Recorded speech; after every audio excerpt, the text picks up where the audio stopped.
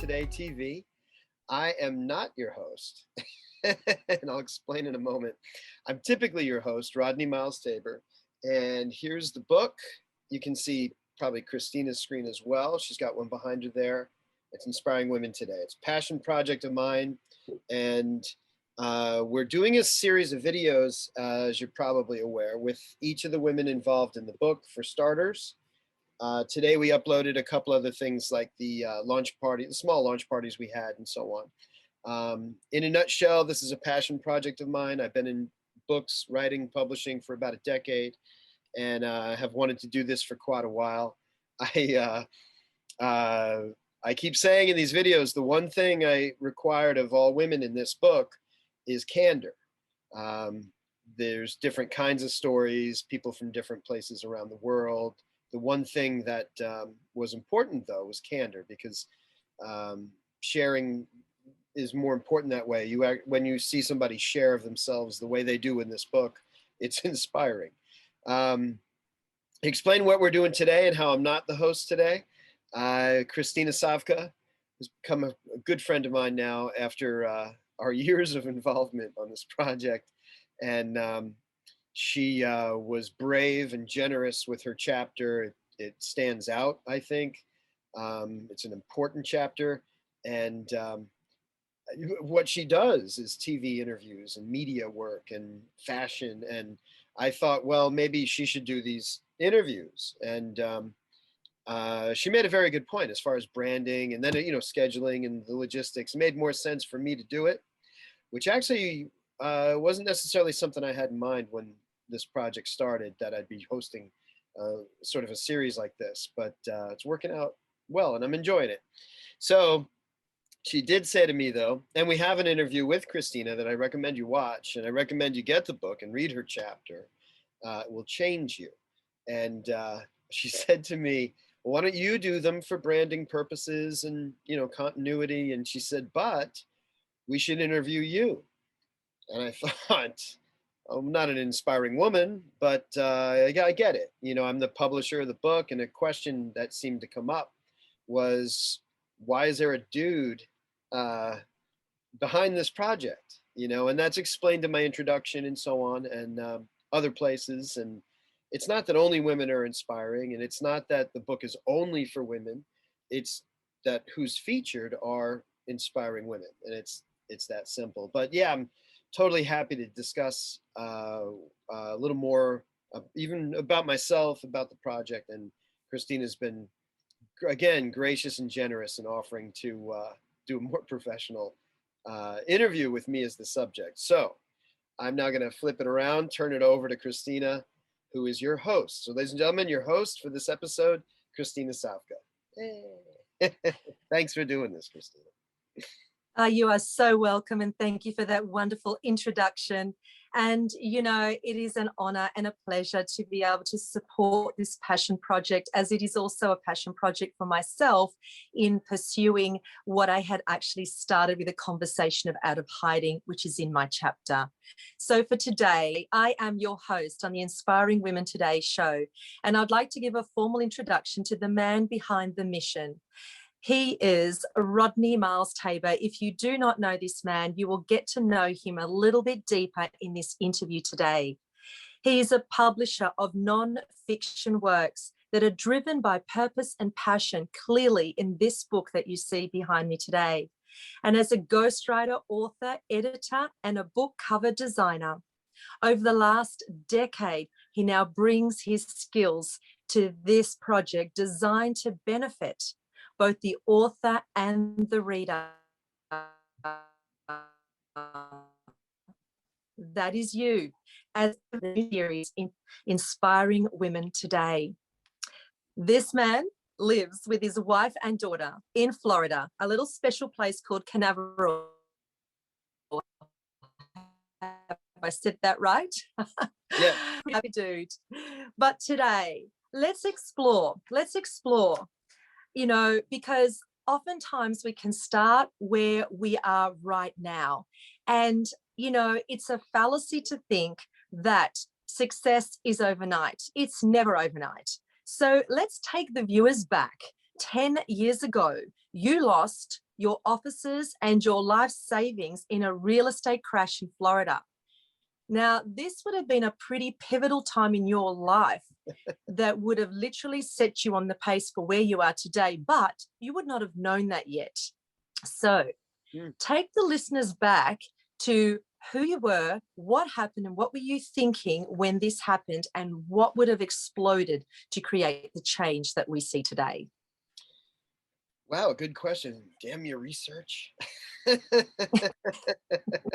saw that on Saturday Night Live once. I liked it. Yeah, great question. I had been a real estate broker for about a decade, 8, 9, 10 years. Before that, I had a renovations business for 3, 4, 5 years, and before that, I did a stint as a real estate investor where my wife and I bought and rehabbed houses, and we thought we might do that full time. Must have been in our 30s. And I think it's relevant, this serial entrepreneurism. But it was funny because I had successes and plenty of failures, and none of those things, even when I felt like I'd maybe gotten accomplished in that area, I'd always felt like I was going to do something more or something different. I shouldn't say more and like discount those things. They were worthy things, but with real estate sales and then brokerage, it seemed to bring, actually in real estate, we call it highest and best use of property. One sitting on a commercial corner, its highest best use is not a residential house. It's usually a commercial use, sometimes a high-rise use. It depends on conditions. So I felt like I had achieved more of highest and best use for myself as a real estate broker. I still had some faulty ideas to work out, like as far as branding and, tactical, logistical things like that. I was not quite as good as I thought I was in some ways, but that was interesting because I made the switch, which was very, very difficult, from my renovations business into being a full-time agent. And that was great. And we had a nice little period in life. My daughter was at a nice age where she was in the princess age. We did a Disney cruise and things like that. And I'm grateful for how that went because I wanted her to have a certain kind of childhood. And then the real estate market in Pinellas County back then, this is mid 2005, 6, 7,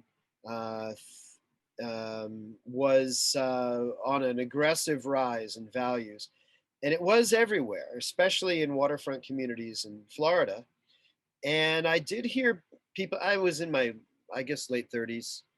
I did hear talk that this was some kind of bubble, that this was going to crash. And there were a few here and there who really swore things were going to crash in a big way, and kind of like the guy in the corner with the repent sign, and you try to discount them because when you're in real estate, you kind of count on this aggressive increase in value all the time. But homes simply can't go up 20% a year sustainably. So when things fell apart, I had been an agent, I had been a broker, I'd managed a little boutique office for another owner, and then I started my own office. I kind of saw the writing on the wall, so I got into property management, and I started a property management office as well. So thinking that would survive through any kind of sales crash, and that didn't survive either. Things got bad. Values, foreclosures. It was really, really kind of fantastic. More homes on the market. Years later, even maybe to this day, and we're talking 12 years ago, I suspect that there are homes that banks do not put up for sale because they don't want to affect the market that way with too much inventory. They try to do what they can to control prices. So, but for me, it was I did. I had taken, I'd refinanced my home. I had taken anything we had when we started up. We worked out of my house and we moved into a fancy mall office uh, in a shopping mall. It was an experimental real estate business model that didn't pan out. It might have been the timing, but some of these things are blessings. And then into a smaller office, and then into a little executive suite where I think I was happiest. But those things taught me a lot. Uh, they taught me a whole lot. So, but as far as a crash and burn, definitely that was a severe crash and burn. As a matter of fact, to drum up some money, and I don't know that I've ever spoken about this publicly. When I was very young, we we would sell things. I had a friend of a friend who would set up on the corners at gas stations on the weekends and sell area rugs. And I'd seen that around and discounted it, not something I would ever do. But then I found out he made pretty good money. And if you're willing to go around and travel, some of these guys can make some pretty good money. So I needed money at the time. I had just, I've never spoken about this. This is a great question, Kristina. Uh, Things had gotten pretty bad. I had, in a way, I never thought of them as bad, but just serious. I had broken my foot, which is a whole nother story. On my motorcycle, my right foot. I bought a cheap truck. I had a friend lend me some money to buy some inventory and hit the road. And from Florida, the last place I had done that, it was 15 years earlier. The gas station owner was still there in Birmingham. I had the truck, my motorcycle. I was leaving my wife and daughter because I thought this is going to get me out of this bit of a hole we're in. And I went up there and sold stuff on the street corners, literally for another maybe a year. And it bailed us out of a lot. It was good. In fact, when I drove up to Alabama from Florida, my right foot was broken and wrapped. So I literally put my leg on it was like a couch seat up there, and drove with my left foot from Florida to Birmingham, stayed in a kind of a dangerous hotel, which had been a nice hotel 15 years earlier, and did what I had to do and started making money with that, which kind of fixed quite a bit. At that point, I was, of course, dealing with that on a daily basis and trying to decide, well, what am I going to do? I've got a purpose, I'm more than this, I've got things to offer, things to do, things I want to do. What do I want to do with my life? Do I want to go back to real estate? And in real estate at the time, because it was such an aggressive seller's market, everyone and their brother had gotten in. Your hairstylist, your lawn maintenance guy, attorneys, they had all dumped what they were doing, gotten a real estate license, and they were selling houses because it was so easy and so profitable. When this crash happened, I saw there's a good aspect to this, because a lot of these people started going back to what I called their natural environments. The hairdresser went back to the salon, the lawyer went back to the firm, and the people that remained in real estate in that point, if you ask me, in that's 2007, 2008, they either are the ones who should be real estate agents, or they had nothing else to do, no other better options. But so I had to decide. I really enjoyed it. It required a variety of skills. The potential was great. You can be independent, but you could make of it what you wanted. But something told me I didn't want to go back to it. In fact, I didn't know what I wanted to do. And my dad, who I've always been in regular touch with, started telling me about a website called Elance. And it's funny how someone outside maybe sees things about you more clearly than you do. Does that make sense? Absolutely. So your father encouraged you to basically switch careers and go from one industry into the other. Yeah, and he had, I guess, I don't know that we ever talked about it, but I guess he'd observed that I liked writing. Whatever I Mm. did, I always seemed to write. Even as a real estate agent, I wrote a column for a little local paper. I was always writing something. You know, I wrote well through uh, school.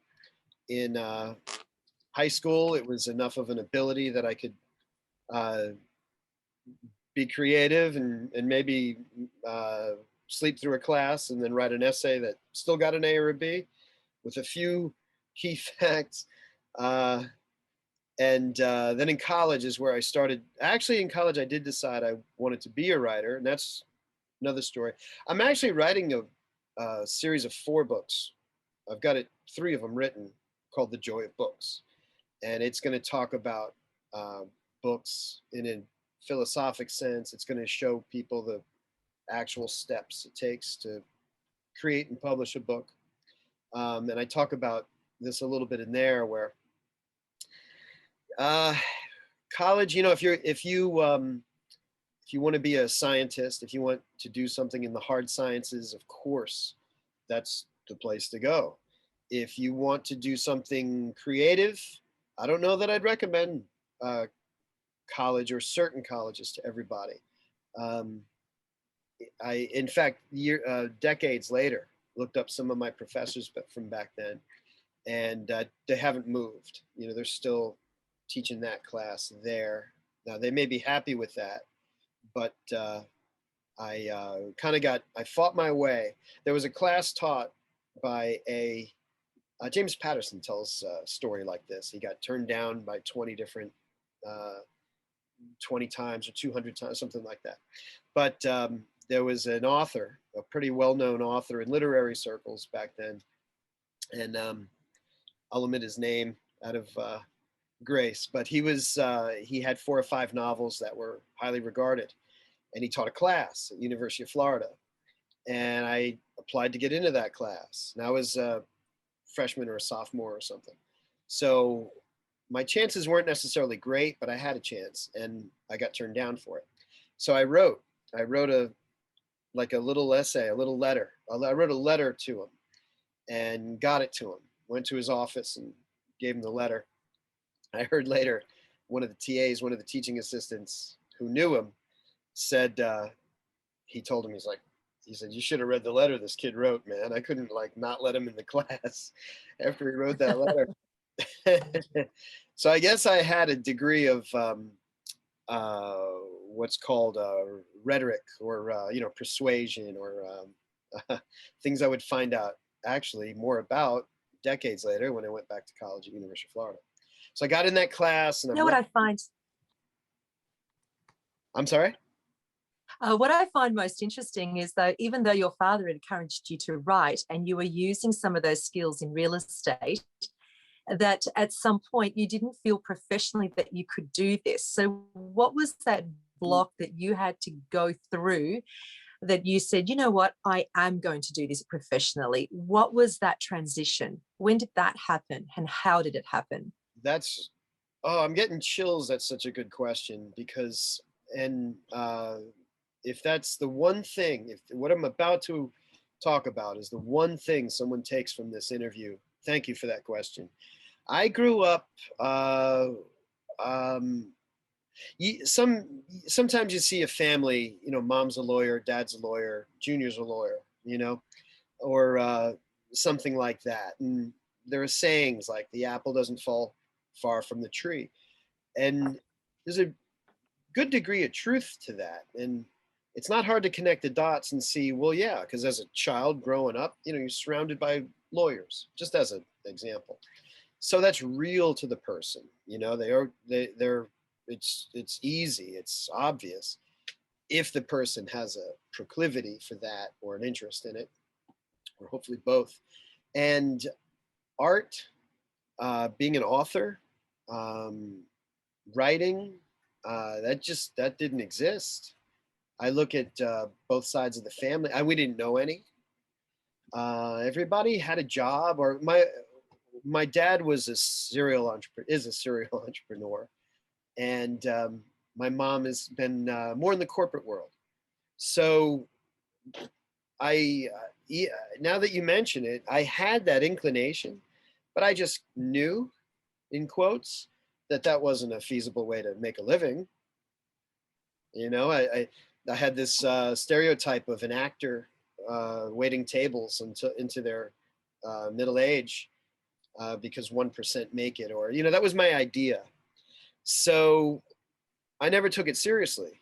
Now, what happened in college is I jumped around so much. I started out thinking I'm going to be a lawyer and join a fraternity as soon as I get there. And right away, I realized I do not want to be a lawyer and I do not want to join one of these fraternities. Not to knock fraternities, but it wasn't me. So I lost at sea a bit. So I kept changing my major, and to this day, don't have a bachelor's degree. I'm like 6 hours away, which is like one full time, one or two classes away. But I jumped around anthropology, business, psychology, and finally writing. And I was very excited about it, actually, and creative writing. And I took a poetry class that I just savored and loved. Andre Rojas, he was fantastic, teaching assistant. Uh, and I love that class. You know, a few of them really stand out. And I would go back when I was 40 to the same college and continue, and had two more great experiences. So don't, you know, I'm not pro or against college in general. It's a case by case. So, but that's a great question, because I just knew, well, no one makes a living and that's false. There's books, there's authors, there's, you know what I mean? There's even the practice of law. Had I done it, I I rejected the idea because the lawyers I was meeting I didn't like. They were shallow, they were materialistic, and I ran from it. Had I met found a mentor, it might have been a lot different. So please take that with you. If you feel a bent, if you feel an inclination for something, that's not nothing. That might be your, you know, your what lights you up, as my friend Brad Hart would say. So if you're finding bad examples, just recognize them as bad examples. And because I could have done, I actually, that brings us full circle to when I was 40 in 2010, 2008, 2009. My dad was telling me, check out this website called Elance. And it was a freelance website where I could do some writing. And I thought, yeah, I was busy with other stuff. I ignored it. I was on to another job now, selling cookware at home shows. And uh, which again, I've seen people make fantastic, incredible livings at it, traveling the world, making lots of money, selling cookware at those cook shows. Um, and a friend of mine still does something like that. Um, and I respect him a lot. He's got a great career. So it's this friend who I was helping do one of his shows. He's doing cookware demonstrations at the Milwaukee State Fair, and there's a big curtain, 40 feet, 20 feet across, with an audience out there and chairs. And he's cooking on stage and serving people food and cooking. And there's behind the curtain, there's stacks of PA equipment, supplies, and me in a chair, crunched up so my knees don't poke through the curtain, with my laptop, and I'm typing and I'm writing. I'm doing my initial side work to make a little bit of money and see if I like writing as a freelancer on Elance at a penny a word. And it was great. Some of those early initial jobs, I was just trying to create a portfolio and get going there. And that actually was the start. I didn't think it would be, but that was the start of writing and publishing for me. And that's about. What's really interesting, what I find is that it's been a real journey of self-discovery, that you can do this. I can hear that all the way through. And yet you still had these limiting beliefs that were holding you back until you arrived at this, creating books. Now, tell me about that book, because you poured your heart and soul into that. Tell us about that passion project, and what were you thinking when you went to create that? Tell me again. There was a slight breakup. What was which book? The creating books. Oh, creating books is actually an initial working title for Joy of Books. Uh, and that's now a 4 edition series that is on the verge in the next months to be released. And uh, yeah, but I have on my Facebook page a cover that I designed actually for that, and I can probably find it because it's kind of cool. But that was my first few years in writing. I was writing at a penny a word, which is it's very hard to survive at a penny a word. I mean, a 10,000 word piece gets you $100. So with a wife and daughter, it wasn't full time for a while, and I either had another job or,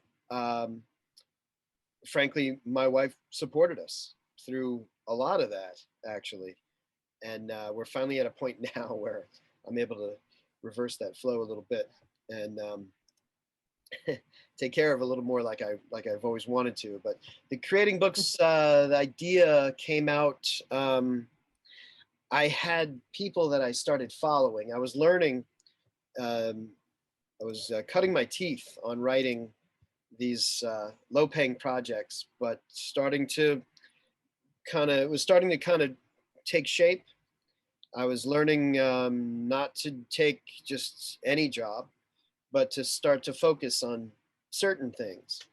Um, and books. It started to become very clear, books, and how I'm not the most well-read person in the world, but I, of course, read a lot, have read a lot, and I realized books, though, were very influential, even as a child, in Staten Island, New York, in grade school. Um, Not just school books, but Mad Magazine had these little, I still got some somewhere, uh, little books with comics or jokes or something, and I would literally put $1 and some change in an envelope in cash, and seal it and address it in Madison Avenue in New York, and send it off and order my next paperback by Sergio Aragonis or Don Martin or Al Jaffe or one of those guys from Mad Magazine. And then they would send me the book. I'd read it, and in the back, today we call it a call to action, but in the back of those books, this is 1978, 79, something like that, in New York City. And they had a little order form. You put a checkbox by the book you want, put your cash in the envelope as an 8-year-old, 10-year-old kid, and mail it off. And it was, you know how you get excited, you got something coming from Amazon. Well, back then for me, it was Mad Magazine books. But I also, here we get into the joy of books. I also started realizing my mom was an avid reader. My dad reads a lot too, but I don't know that I realized that because my mom had books everywhere. She would read at red lights. Uh, Historic James Michener and Danielle Steele, and some really good things. She had William Peter Blatty's The Exorcist, which had been out as a rated R movie I couldn't get into. And it had this mysterious spiritual angle that was really fascinating. And I knew there's no way I'm getting into the movie. And I realized she had the book. So I read the book. And I think about it now, I had to be between 8 and 10 years old because that's when we lived there. And it's funny because it's my favorite kind of writing today. People might think that book is fiction, and maybe, but from what I recall, the things you don't see in the movie is there's a scene, and then this is graphic and horrible, but there's a scene, for example, where Reagan, the girl who's possessed by a devil in this book, writes "Help me," appears on her Mm. arm in red, and it's a dramatic scene. In the movie, you see that and you move on, but in the book, Blatty talks about, he references instances where this has happened, not just with possessed people, but people in meditation, people in different states, and you can imagine a lot of the things in that book are based on not his imagination, but um, potentially fact or anecdote. And I'm just making a connection right now, sitting here, that my favorite author is a fellow named Eric Larson, who wrote Dead Wake, and oh, I've got a few of them down here. Oh, The Devil in the White City is probably my favorite, but his most popular is probably Dead Wake. But it's narrative nonfiction, so it's taking historic events and facts and making a narrative out of it. So it reads like a novel, but it's all thoroughly cited and researched, and I think that's a valuable contribution to make history interesting, and it gives you this sort of super ability to shine a spotlight on things of your choosing. So It's quite amazing because, like, as children, you know, when we experience things, we are drawn to things that will help us to escape. For you, it could have been writing or reading, others, it could be music. We experiment with things to try and understand what's going on in our world and help the readers to really understand what was it really that fueled that passion for writing before it became that profession. So what were, like, when you were a child, like, was that a release for you from what was happening at home? Why was that your choice? I tell you, Christina, you have a gift. I've never been asked that. I don't think I've ever been interviewed, but that's a wonderful question. And yes, and now that I think about it, I had a great upbringing. I had a warm family life. The but in a sort of violent environment. Uh, Anyone listening to this who's familiar can probably remember New York City. And I don't mean Manhattan. I mean the five boroughs, of which Staten Island was one, in the 1970s. It was a rough place, and uh, so my parents divorced when I was 3, and my dad, he always had us on weekends and so on. So it wasn't like, he's love my dad. We're very close today. We always have been. But um, being raised by my mom, and that particular 3-year period was at a place called Grant Terrace Apartments. They're nicer now. They're condominiums now, but back then they were um, rental apartments in Staten Island, New York. So I am 7, 8, 9, 10 years old, and I've got a little brother and my mother who's gone most of the time. She worked 2 jobs. And she would still, and this is actually dovetails right into inspiring women. This scenario, which I might touch on, but not in the way you're bringing it out of me right now. So that 3-year period was pretty formative. We're living in this little apartment, and we moved there in part because my grandfather was the superintendent. He lived downstairs with my grandmother. My aunt, uncle, and 2 cousins lived literally right below us in apartment 2L, and we lived in apartment 3L. And my other uncle Mhm. lived in the adjacent building on the 5th floor. He was a little better off. He had a balcony and stuff. Uh, but we all lived there, so it was resourceful, and I found a lot of warmth and a lot of comfort in family, and recognized what my grandmother did. Excuse me, how hard she worked. She, she and my grandfather ran what must have been 100 apartment units in not always the best conditions. As a matter of fact, across the street, You didn't stand in this little corner of the world in 1978. There was a McDonald's down on Highland Boulevard, but this is old New York. We had a pizzeria, a bar, a little grocery store, Ben's grocery store, and on the corner, literally, a candy store where you'd go buy magazines and uh, cigarettes and stuff like that. So it's like out of a movie now that I think about it. But there were some punks that hung out across the street and gave my grandfather a very hard time. They were addicted to drugs. They were violent.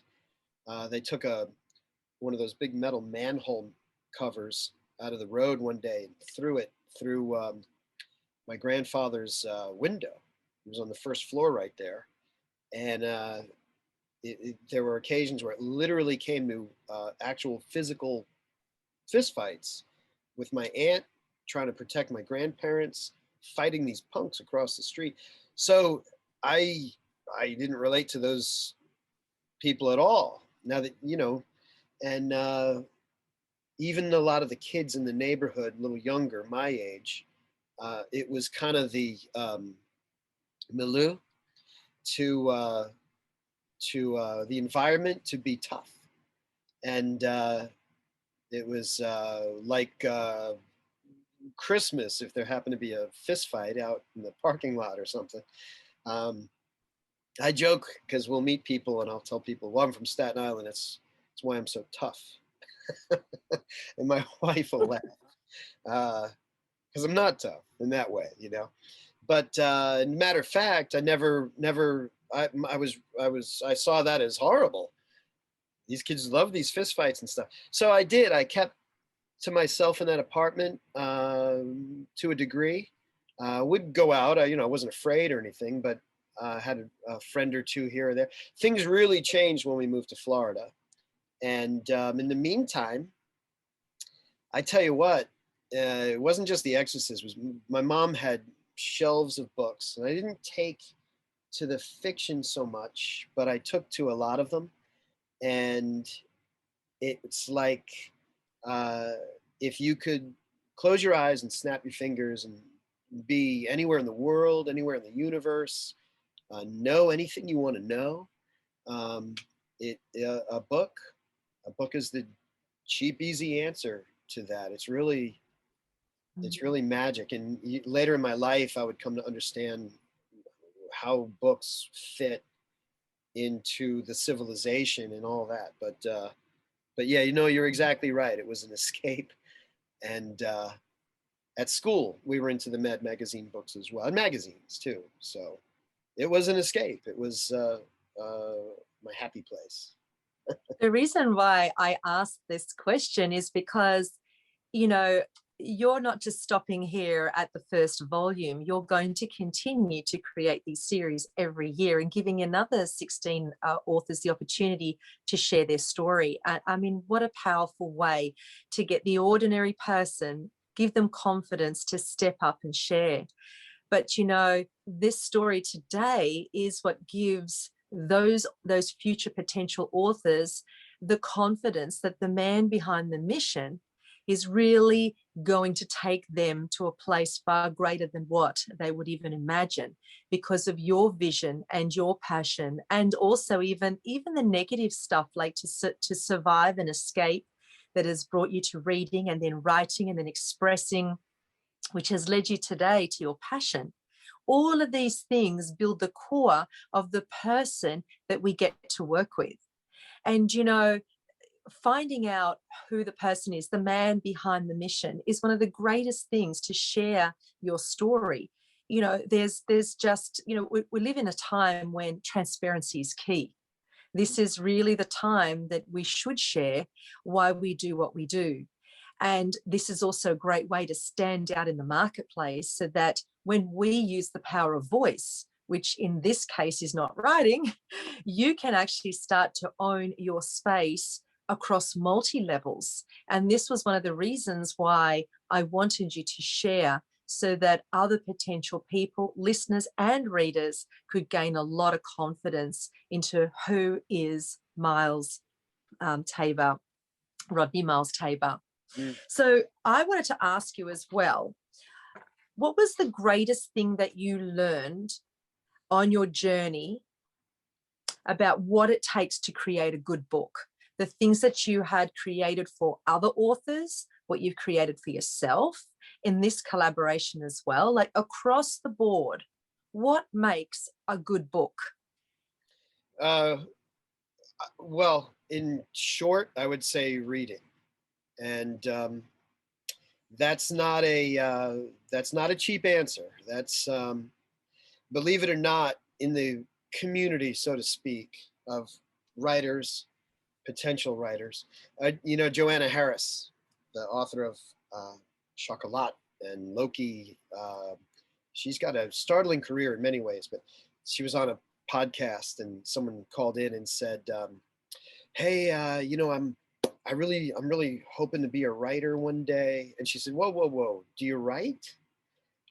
And he said, "Yeah." She said, "You're a writer." And I remember that. But reading, in fact, and I would specialize this answer to genre. So in you can answer this differently. Like a good books have different genres, of course, but what I mean is they've got different audiences.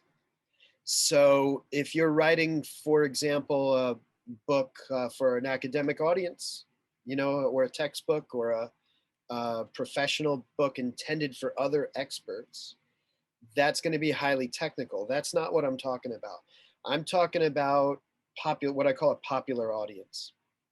Your average, your layman, your person who buys a book on home electrical work, even because he's a layman, he wants to learn enough to do something and be safe, as much as your cosplay person who wants to read Game of Thrones. The common denominator of what makes a good book is flow. It's that easy. And I had a little breakthrough for myself on that. I used to, this is up until uh, certainly within the last 10 years that I had this little epiphany. I always took pride, kind of a mechanical challenge of reading a lot. So I would typically have 3, 4, and I keep looking over here. I've got a bookshelf over here is what I'm looking at. I would have 3 or 4 books at a time because I really had a serious interest in those 3 or 4 things at any given moment. And that wasn't necessarily the best practice to getting through a book. But I would find myself reading and I'd be like, all right, even setting little goals, like I want to go from page 50 to 100 today or blah, blah, blah, blah, blah. And then it just hit me one day. I was always looking at the page number. And a good book for, when I say a popular audience, that's probably 80-90% of all readers.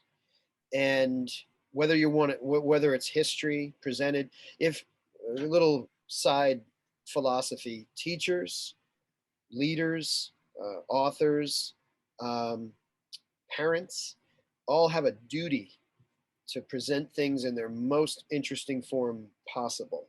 If you want your information to get across easily and be accepted or at least evaluated, it's got to be as unobstructed as possible. No movies, no cell phones in the movie theater, no unnecessary distractions. If presenting it as a narrative, a piece of history, makes it, and that's something we can thank Hemingway for, the idea that a book can actually register in your mind as an experience you had, not just some fantasy you read, but you feel like you were there.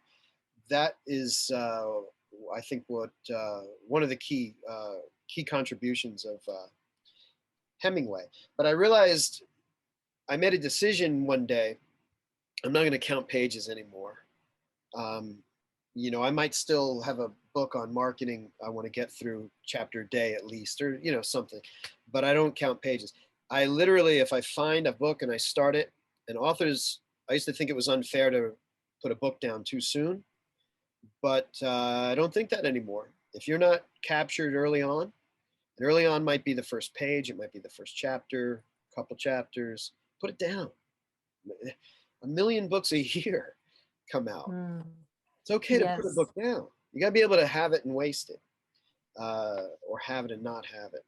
So I stopped counting pages, and as an author, as a publisher, and as a collaborator, I think that's my area of expertise. If you're writing a book for your colleagues, I might not be your guy.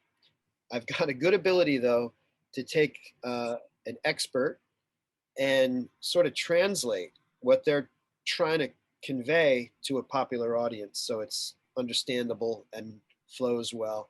And the whole goal is to create a page turner. So that's one thing. If you find yourself looking at page numbers, you might not want to continue with that book, and it's okay. The other thing about that makes a good book is flow. Well, these are factors of flow. If flow, you get into a book, you're in a it's escapism, but it's also experiential, and you're having an experience, and somebody else is letting you into their mind to see through their eyes, to see what they imagine, or to witness what they've been through. I'm getting passionate about it, but I guess I am, because books are they're sacred as much as they are fun. So flow, which most people are familiar with this concept, like at work, you're just going. There's a state of flow when you're reading, and if you're looking at page numbers, you're probably not flow. The key thing, and to complete the answer, is you want a reader, like a moviegoer, to be constantly feeling what comes next, what happens next, to the exclusion of page numbers or anything else, or even the information possibly. If you're just you turn the page because good, I got that, I want to know the next thing. That is the simplicity of a good book. The other details, like the way it's presented and put together, and these are all details that contribute to that. But that's a good book. It's one that flows for you. So let's take the listeners on into another realm. How did Inspiring Women Today come about? Because there's a lot of collaboration books out there. And for anyone that is considering the future volumes, why should they choose you? What was the birthing process of this passion and this idea? Because really, that's what it's about. I mean, we're here to write books and sell books, sell knowledge, give inspiration, and so forth. But why should the viewer choose you and your passion project? Sure. Um, Given the and to be honest, it's part marketing. I'm finally comfortable saying that, because it doesn't diminish these things that I've said, these things that, how I watched my grandmother clean an apartment with ammonia water, on her hands and knees, um, so that we had certain things. I watched my mother work multiple jobs and put up with um, a lot to see that we had good Christmases and a safe environment. So just everywhere, everywhere around me in life, and I haven't touched on my wife or my daughter. I mean, this is real wealth, and it's not exclusive to women, of course. In fact, it was a lot of the women on this project that kind of berated me a little bit, like, well, when's Inspiring Men coming out? And that's a possibility. But so I clearly have taken notice through my life, and through history as well. I think a world with a little more balance of male and female energy would be much better off. Um, would be much better off. Men and women serve different, have different capabilities. They have sometimes different natures. When I was a little kid, my mom came home from a corporate training where she was very fascinated by what they were learning, and she said if they being a psychological test or something, they put a bunch of men in a room, and leave them, and they'll end up fighting. You put a bunch of women in a room and leave them, and they end up making plans together. And so that's not even good or bad. That's nature. So I really felt, I guess I maybe didn't even realize how much so. My great grandmother, I mentioned, ran the farm while the kids were off at war. Uh, Incredible things women do. And then, despite the odds, particularly of the past. So that's genuine. And because that's genuine, and if you'd asked me 2, 4, 6 months ago, I wouldn't have admitted to the marketing angle, because there is a marketing angle. I knew from being in the business and from paying attention to what was selling and what was good. And again, it doesn't diminish what I did. It got me to at a point in my collaboration career, and I'm reeling even more. I'm looking at it here. This is one of the first books as an individual practitioner I helped somebody with. This is Erin Mahoney's Girl Power, and this is one of the first 2 or 3 larger books that I was a part of. Actually, now that you mention it, and this is what I noticed, which was unusual. This is another one of the very firsts I helped with, Cynthia Freeman's The Power of Done, about her coaching practice. You see, there's I don't know why, but there's a theme here. Here's another one, Bullseye, Betsy Jordan. These just keep seeming to fall in my lap. This is very recent, Never Waste a Crisis. Anne's amazing. Actually, I'm kind of surprised as I sit here and do this. If you don't mind, if you'll bear with me, Tuxen method. Celia and her sister pioneered this whole new massage therapy in Sweden. So I noticed it's an amazing collection of books. What I want to ask you is, how did you get Chris Radish to do the foreword? What did you do? It works out this way. People always want a good name, for your forward. And I had, after about 10 years, gone back to what was Elance. It's now Upwork, and I do some work on Upwork. And I really like it. It's smaller jobs, help somebody produce a book or something like that. But I really enjoy I recognize when I am selling my own books as sort of the 80-20 is going to flip, and I'm going to be more an author than a collaborator at some point. And I'm already kind of appreciating the interaction and the variety and the excitement and the new challenges and the information that from collaborating. It's wonderful. So I went back to Upwork, and in part because it can it can be very feast or famine.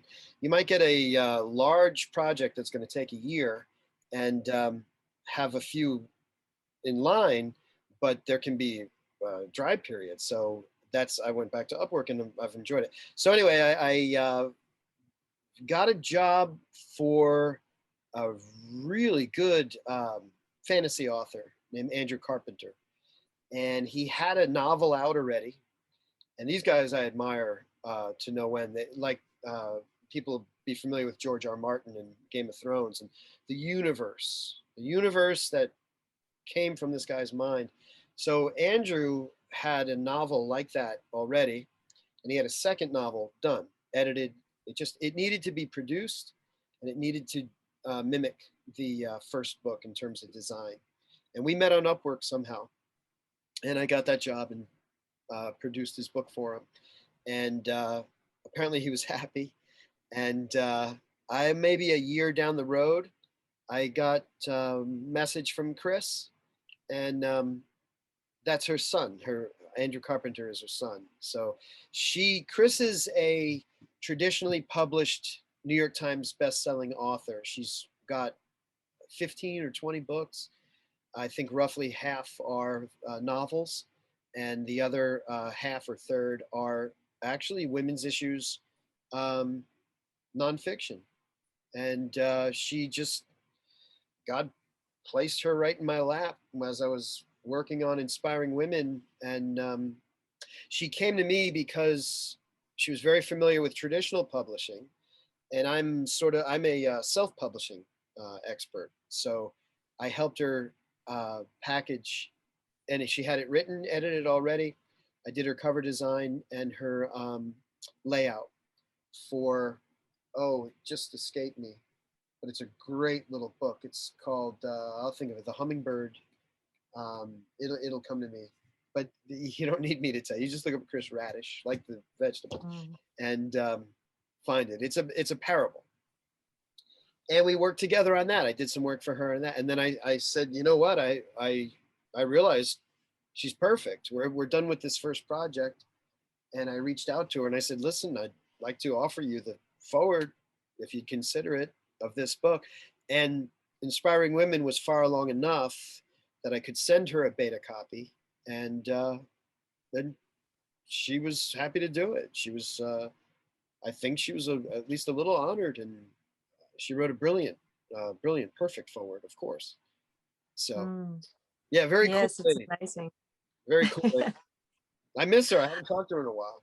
I gotta maybe chase her up again and make sure. I love this. I love this quote that I found that you said: creating a book should be fun, creative, and full of discovery, and end up in a professional quality book you are proud of making for the rest of your life. And I can tell you, as one of the authors in this book, I am super proud. It has taken a very long time to get the story out, Yeah. 45 years, in fact.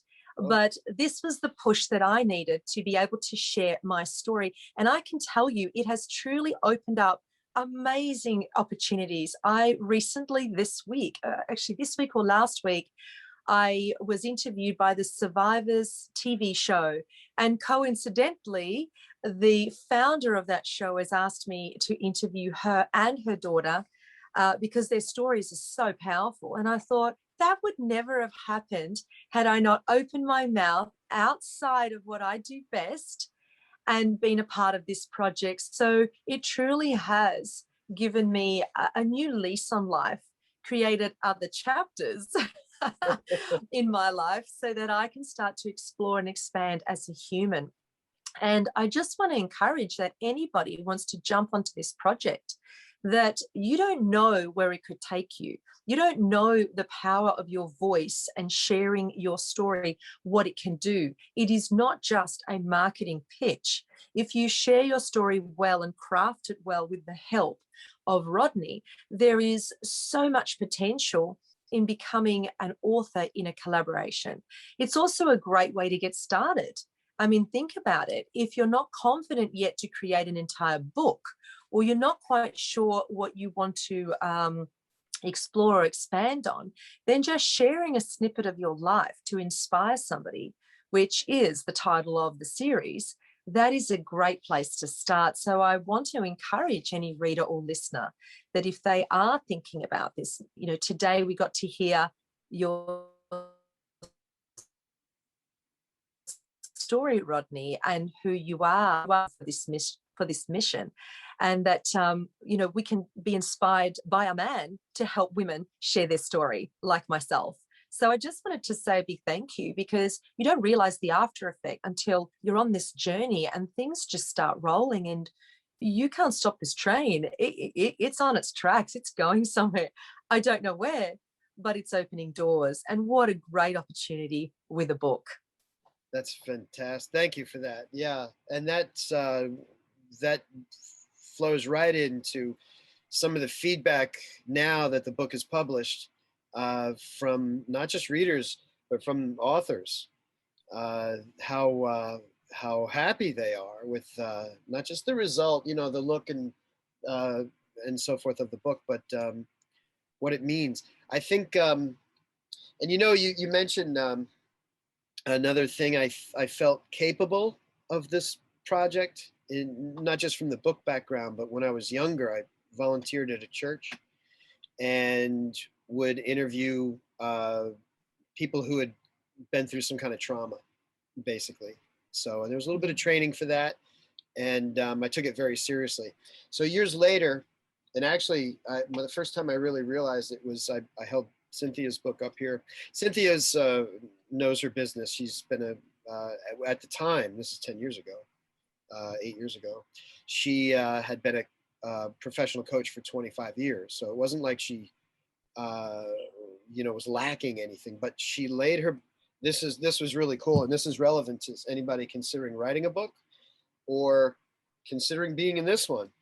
Um, the process can be so therapeutic in not just in a personal way, but even in a professional way. Cynthia laid out all her subject matter that she wanted to. She's very organized in an outline form, which is one approach, not the only approach to writing a book, and had it all mapped out. And I watched her because I'm collaborating. My job's to support, encourage, and bring things out, make suggestions here and there where I can. And I watched her sort of, it's like laying out a bunch of cards and then you organize them and you realize, well, this one comes before this one. Actually, this one's a little more important than this. And I'm like, wow, 25 years. If not for writing that book, you'd have to ask her this, but I would swear I swear she had little epiphanies. On another end, I do have it here. This is a wonderful book. Get to do things like this. This was Paul's, he had a burning purpose to write this book. The cover is a shot taken by a friend, and it kind of says it all. But to go through the process, Paul wrote this book. Paul has no legs, and I think he has two fingers on one hand. He wrote his autobiography by recording it onto a phone and sending me the transcriptions.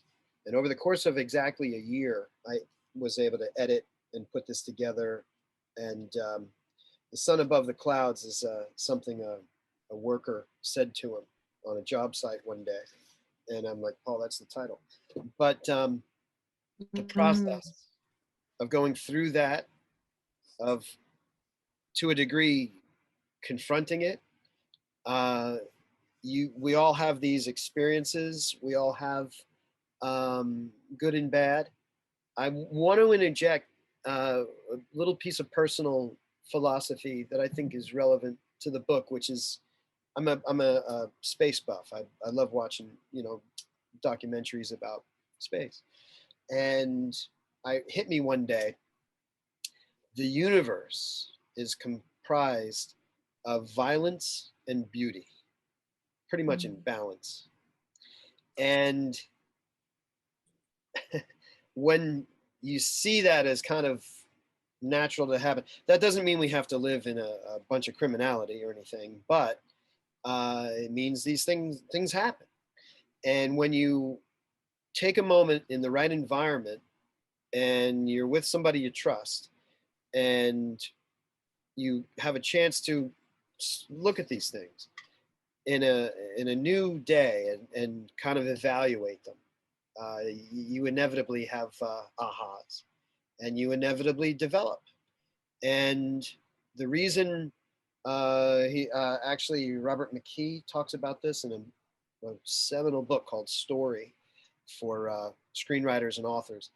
He says, I think it's him who says that the reason movies are laid out the way they are, the reason books are laid out the way they are, and the reason character development is an essential part of a good story is that mimics nature, that mimics human life. How many people do you know who don't develop? So, and those who do, fascinating. So, with those understandings, to get back to your earlier question about why someone should consider, I think it's a safe environment. It's something I take very seriously, this book series. I plan to do it into the indefinite future. That's both purpose-driven and marketing-driven, frankly, because of franchise. You have an opportunity as an author over the ensuing years to develop and engage with readership and to explore. And the fact of, you mentioned, of transparency. There was a day I remember when I was younger where this sort of consensus was, there are things we don't talk about. And what happens is those things persist, and sometimes they get worse and they fester. You know, whenever I want to kind of hold somebody's feet to the fire, I just ask them, is this the world? Is that the world you want your son or daughter growing up in, living in? You know, um, and the it was you and I think, talking about sunlight versus bleach. Sunlight is a remedy, and if that lousy boss or that abuser has the idea that I'm not going to get away with this, they might not even try. So, you know, it's real. It's real. And and that's not, you know, that applies to everything, to illness, to cancer, to abuse, to achieving goals. Um, Not to mention the more fascinating. Well, you know, we've completed the first interview for book 2. The transcript's already back. It's in my hands now to edit. And this woman, she defeated cancer naturally.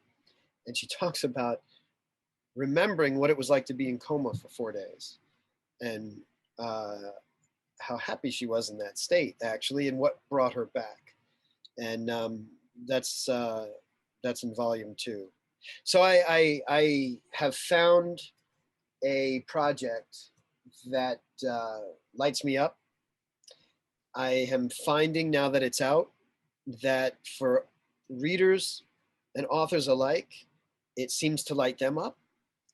And I'm getting chills thinking about it. The ancillary benefits are often unexpected and extremely pleasant. The community, the series of videos, the fact that you and I, that the authors and I, and the authors, you know, I go on an author's Facebook page and I'll see, oh, they're friends with this other author, but how? And I was, oh, well, the book. So Yes.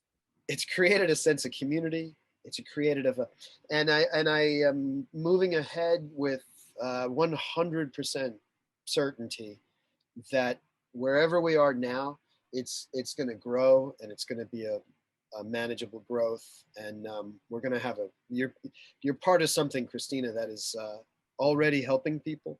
It's going to help a lot of people. This series is going to help a lot of people, and bring a lot of people together for years to come. I love inspiration quotes. So what is something inspiring from all your wisdom and knowledge of the time that you've spent on this earth, and as a writer, what is something that you can give to the listeners today to be inspired, whether it be helping them get over the line into I can do this, or to collaborate and to be a part of this project, or even just to inspire their day?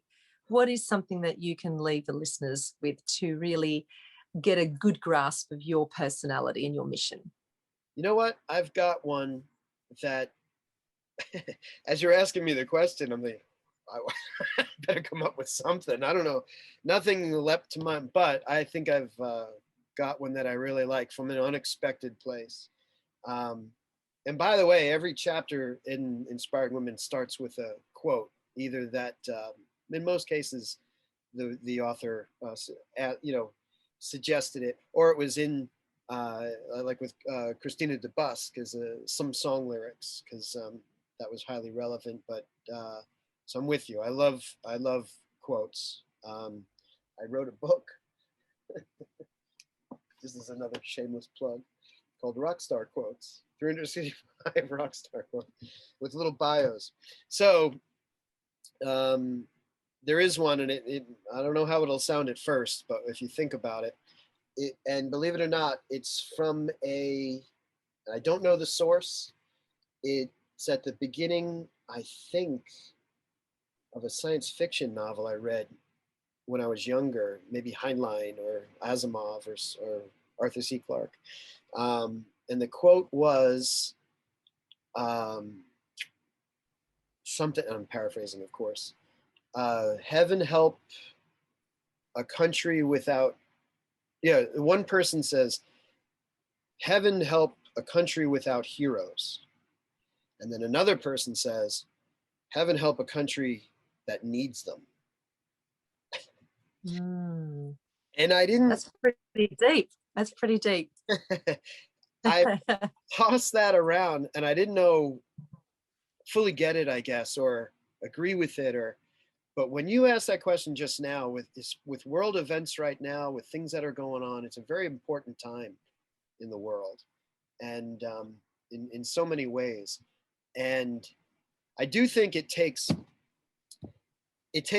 for a civilization to progress. It takes people, it takes and it takes leadership, and it's not one or the other. Because you hear, oh, there's no white knight who's going to save us all. It's but it takes both. I think if you look through history, that'll bear out. It's a hero without people is useless, and a people without a leader. Uh, in fact, Sid Meier's great game Civilization.